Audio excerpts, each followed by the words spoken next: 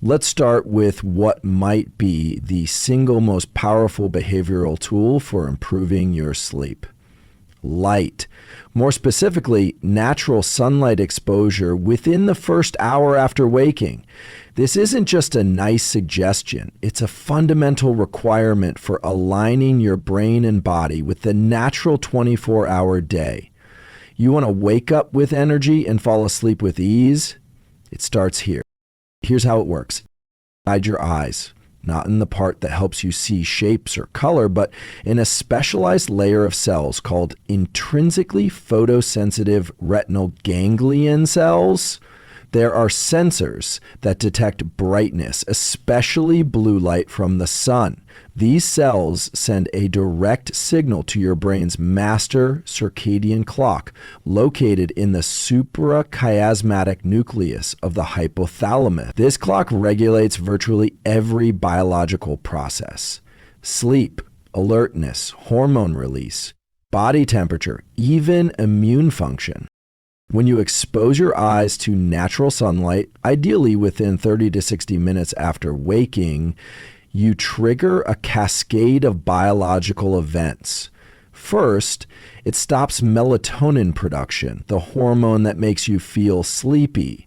That's key. Melatonin needs to shut off early in the day so it can build back up properly at night. If you skip morning light, your melatonin rhythm shifts, making it harder to fall asleep later. Second, that light exposure increases cortisol. Now, cortisol gets a bad reputation, but it's not inherently bad. It's only a problem when it's elevated at the wrong times. In the morning, a spike in cortisol is what helps you feel alert, focused, and motivated. This is what's known as the cortisol awakening response. You want it, but you want it at the right time. And light is what sets that timing. Now here's the nuance. Indoor lighting is not enough. Even the brightest indoor bulbs. Those overhead LEDs or desk lamps are typically only around 500 to 1,000 lux.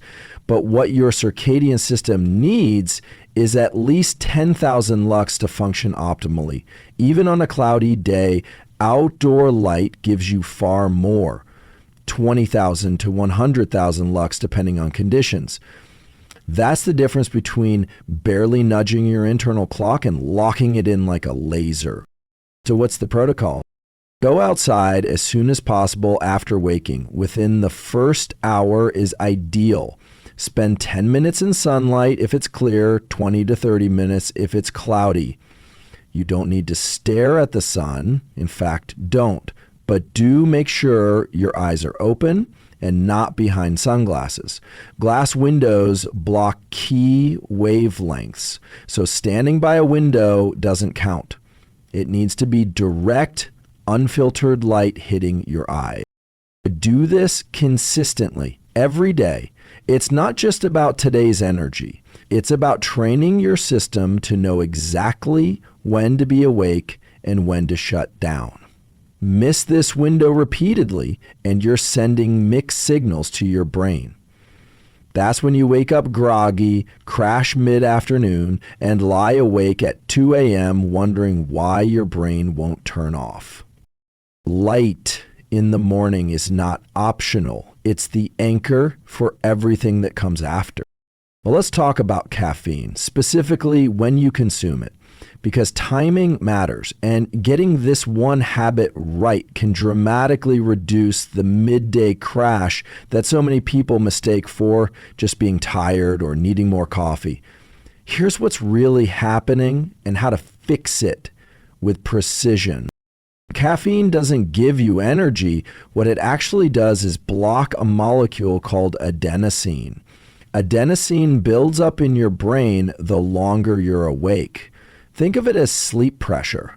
The more adenosine in your system, the sleepier you feel. It's part of your body's natural timing system to help you wind down as the day progresses. Now, when you wake up, your adenosine levels are already high, especially if you didn't sleep well. Over the next 60 to 90 minutes, your body starts naturally clearing that adenosine. Here's where most people make a critical mistake. They reach for caffeine immediately upon waking.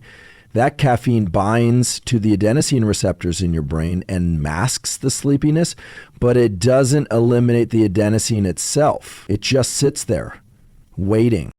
Then, about 4 to 6 hours later, as the caffeine wears off, that adenosine floods back in, and boom, you hit the wall. That mid-morning or mid-afternoon crash, that's not just you, that's biology, and it's predictable. But there's a protocol that flips the equation. Delay your caffeine intake by 90 to 120 minutes after waking. Let your body do what it's designed to do. Flush out the adenosine naturally. During this early window, leverage other tools to increase alertness. Morning sunlight exposure, movement, even cold water can elevate your cortisol and norepinephrine levels. Natural alertness boosters that don't carry a metabolic debt. Then, once adenosine has cleared, then you introduce caffeine. Now you're layering alertness on top of a clean neurological slate, not masking fatigue, but enhancing clarity.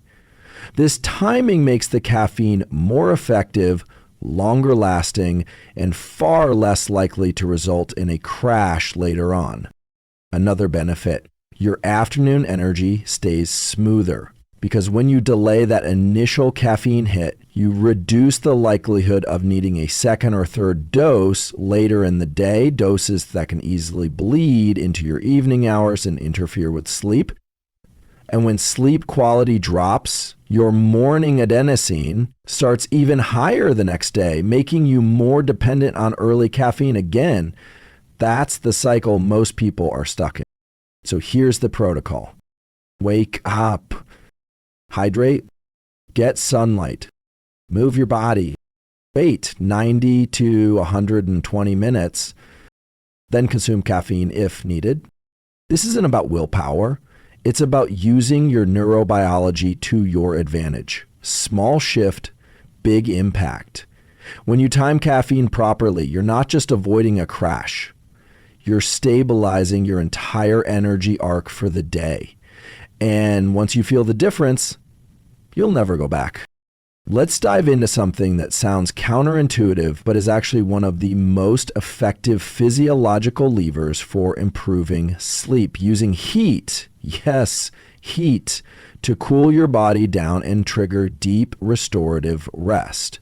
Specifically, I'm talking about taking a warm shower or bath about 90 minutes before bed.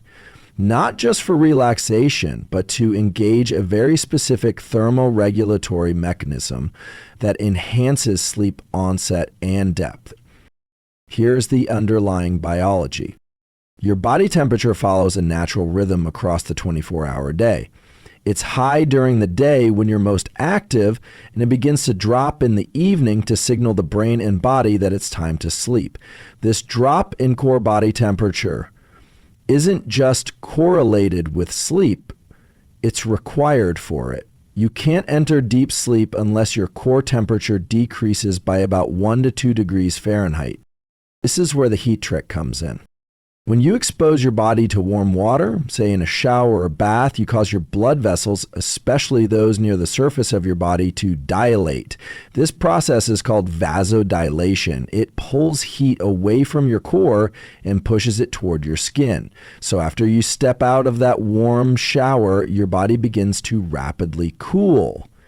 And that drop in core temperature sends a powerful signal to your hypothalamus, the part of your brain that controls sleep, to initiate the sleep cascade. The result? You fall asleep faster, your sleep is deeper, and you spend more time in the stages of sleep associated with physical restoration and memory consolidation. This isn't theory. It's been demonstrated repeatedly in controlled studies. Heat, applied strategically, helps you access better sleep architecture. Timing matters. The cooling effect peaks about 90 minutes after the warm exposure, so that's your target. If your goal is to fall asleep at 10:30 p.m., Aim to finish your warm shower or bath by around 9 o'clock. That gives your body time to do the thermoregulatory work and reach the optimal temperature window for sleep onset. Now, this isn't just about baths or showers. The principle is transferable. Some people use saunas or even heated blankets early in the evening.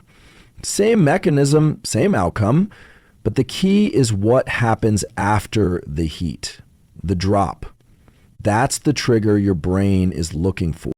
Here's the protocol. Take a warm shower or bath, not scalding, just comfortably warm, about 90 minutes before bed. Spend at least 10-15 minutes in the heat to fully activate vasodilation.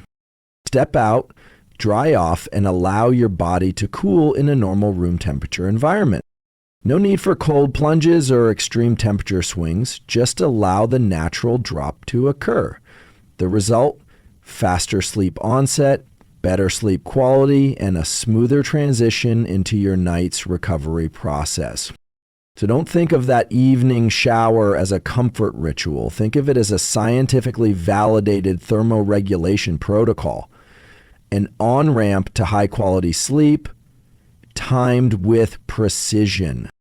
If you're serious about never waking up tired again, you need to stop thinking about sleep as just hours in bed. Duration matters, yes, but timing and consistency are even more critical. One of the most overlooked yet powerful tools for optimizing sleep is waking up at the same time every single day, no matter what. Yes, even on weekends. Why? Because your brain and body run on a 24-hour clock, your circadian rhythm. This internal clock governs everything from hormone release and body temperature to mood, alertness, and of course, sleep. And it doesn't care what day of the week it is. It thrives on regularity. When you wake up at the same time every day, you're giving your circadian system a consistent anchor point. That consistency sets the rhythm for everything else that follows. Your energy levels, mental clarity, and even your metabolism. Here's the biology behind it. Every time you wake up and expose yourself to sunlight, ideally within the first hour, you reset your internal clock. This starts a countdown in your brain for when to begin producing melatonin, the hormone that makes you feel sleepy. That countdown is remarkably precise. About 14 to 16 hours after light exposure. But if you shift your wake-up time constantly, say you wake up at 6 a.m. on weekdays and 9 a.m. on weekends, you're essentially jet lagging your brain every week. This phenomenon even has a name, social jet lag. It's when your sleep schedule is dictated by your calendar rather than your biology, and it's not harmless. It throws off your sleep architecture, how your brain moves through the different stages of sleep, like REM and deep sleep. These stages are tightly timed. Disrupt the timing and the architecture collapses. So what does that mean practically? If you sleep in on weekends, you may still be getting enough hours, but the quality of those hours will be compromised. You're more likely to miss the deeper early night stages of sleep or delay REM cycles that are crucial for memory consolidation and emotional regulation. This is why you can sleep 9 hours on a weekend and still wake up feeling groggy and foggy. It's not just about how much sleep you got, it's how well support sleep was with your internal clock. The solution is simple, but not always easy. Wake up at the same time every day, even if your bedtime shifts slightly. The wake up time is the anchor. Your body will begin to naturally anticipate it, and over time, your sleep onset will become more predictable, your deep sleep will increase, and your overall sleep efficiency will improve. If you need to catch up on sleep, go to bed earlier. Don't sleep in. That way, you preserve your circadian rhythm while still allowing recovery. This isn't about discipline, it's about biology. And once you align your lifestyle with your body's clock, you'll find that sleep becomes less of a struggle and more of a superpower. Set the wake-up time, Stick to it. Watch everything else fall into place. Let's zero in on a powerful but often ignored factor that can completely sabotage your sleep quality, even if you're doing everything else right. Artificial light exposure between 10 p.m. and 4 a.m. This one habit, checking your phone late at night, watching TV in a brightly lit room, flipping on overhead lights, can crush melatonin production, fragment your sleep architecture, and shift your circadian rhythm in ways that make you feel jet-lagged in your own home. Here's what's happening at the biological level. Your brain has a master circadian clock that controls the release of melatonin, the hormone responsible for initiating and maintaining sleep. Melatonin doesn't make you fall asleep instantly, but it does lower your body temperature, suppress arousal systems in the brain, and signal to every cell in your body that it's nighttime. It's your physiological go-to-bed command. But melatonin is incredibly sensitive to light, especially short wavelength blue light, the kind emitted by LED screens, phones, tablets, and most household lighting. Between the hours of 10 p.m. and 4 a.m., your retinal cells are at peak sensitivity to light input. If your eyes detect bright light during this window, even for a few seconds, it sends a false signal to the brain that it's daytime. And when that happens, melatonin production gets suppressed instantly. Now here's the catch. Even a brief exposure to bright light during this sensitive window can delay melatonin secretion for hours. That one glance at your phone at midnight, it's not harmless. It tells your brain, stay awake, and your entire sleep system reacts accordingly. Your sleep onset gets delayed, your REM cycles shift, and your next day's alertness suffers. This is not just about falling asleep, it's about staying asleep and moving through the proper stages of the sleep cycle. Poor melatonin signaling can lead to more night wakings, lighter sleep, and reduced time in the restorative phases of deep and REM sleep. You might still clock 7 or 8 hours in bed, but you'll wake up feeling like you barely slept. So what's the protocol? Between 10 p.m. and 4 a.m., eliminate or dramatically reduce exposure to bright artificial light. That means no overhead lights, no bright phone screens, no TV in a lit room. If you absolutely need light, use dim red spectrum bulbs. These have the least impact on melatonin production. Better yet, use candles or low amber lighting. Install night shift settings on your screens, and if you need to get up in the middle of the night, keep a red flashlight nearby instead of flipping on the bathroom light. Here's what's wild. This single shift, reducing light exposure during your biological nighttime, can often improve sleep quality within a matter of days, not weeks, days. This isn't about being perfect. It's about understanding when your system is most vulnerable and protecting it during that critical window. Light is powerful. Treat it like a drug. Use it strategically in the morning and avoid it religiously at night. Your sleep and your brain will thank you. Let's talk about a deceptively simple but biologically potent lever for better sleep. When you stop eating, not what you eat, when. If you want to fall asleep faster, stay asleep longer, and wake up with more energy, one of the smartest things you can do is stop eating at least 2 to 3 hours before bed. This isn't a diet tip, it's a neurobiological strategy to align your metabolic and circadian system. Here's what happens under the hood. Every time you eat, you trigger a rise in blood glucose, followed by a corresponding release of insulin to manage that glucose. This process is completely normal, but it's metabolically active. Your body ramps up thermogenesis, which is the production of heat from digestion. And here's the problem. As we've already covered, your brain needs your core body temperature to drop in order to initiate deep sleep. Eating close to bedtime pulls you in the opposite direction. Your gut heats up. Your metabolism stays revved. and your brain gets mixed signals. Are we resting or digesting? But it's not just about temperature, it's also about circadian timing at the cellular level. Your liver, pancreas, and gut all have their own peripheral clocks. Yes, actual biological clocks that sync up with the master clock in your brain. They expect food during daylight hours and rest at night. When you eat late at night, you create a mismatch between these clocks. That desynchronization can lead to impaired insulin sensitivity, inflammation, and disrupted sleep architecture, especially in the deep and REM stages that are most restorative. And let's be clear, it's not just that late night eating gives you bad dreams or weird sleep.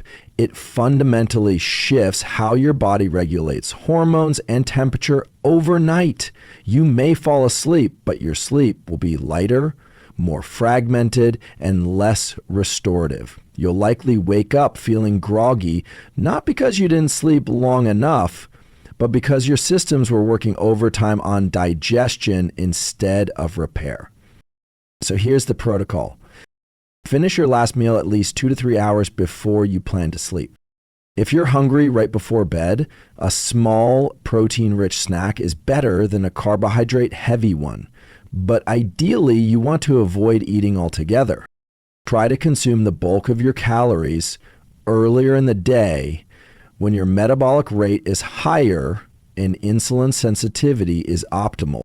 This also impacts growth hormone, by the way. Growth hormone spikes in the first phase of sleep and is one of the key drivers of recovery, fat metabolism, and cellular repair. Late night eating blunts that spike. So you're not just affecting your sleep, you're limiting your recovery. This isn't about restriction, it's about rhythm. Just as light sets your sleep-wake timing, food sets your metabolic clock.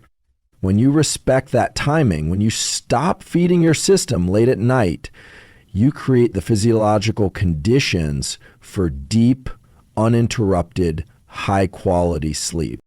Sleep isn't just about what happens in the bedroom. It's shaped by choices you make hours before your head hits the pillow. This is one of those choices, and it's low effort, high reward.